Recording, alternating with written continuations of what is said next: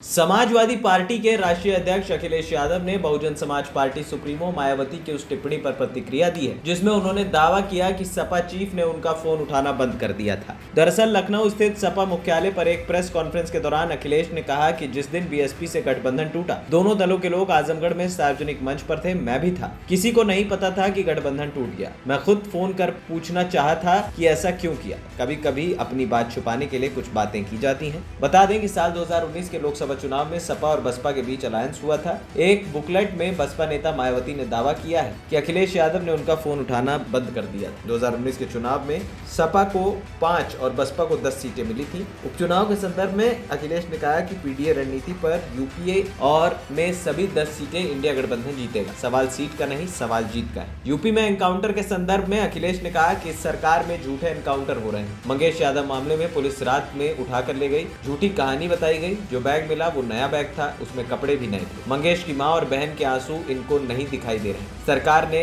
बताइए चप्पल में एनकाउंटर कर दिया। जब नोएडा में पहला एनकाउंटर हुआ था तब भी हमने सवाल खड़ा किया था। अभी तक जो भी हत्याएं हुई हैं उसमें अधिकतर पीडीए परिवार के लोग हैं। भाजपा ने यूपी को फर्जी एनकाउंटर की राजधानी बना दिया। अखिलेश यादव ने प्रेस वार्ता में अयोध्या में जमीनों के खरीद फरोख्त पर भी सवाल उठाए। उन्होंने कहा कि सबसे बड़ी लूट भाजपा के अयोध्या में है। हम चाहते हैं अयोध्या के आसपास वर्ल्ड क्लास इंफ्रास्ट्रक्चर बने, पर उसके लिए दिमाग चाहिए। हम अयोध्या वासियों को विश्वास दिलाते हैं कि जब 2 साल पर सरकार बदलेगी तो हम अयोध्या को वर्ल्ड क्लास इंफ्रा बनाएंगे। उसके लिए अगर सर्कल रेट भी बढ़ाना पड़ेगा तो हम बढ़ाएंगे। एएनपी टाइम्स की रिपोर्ट।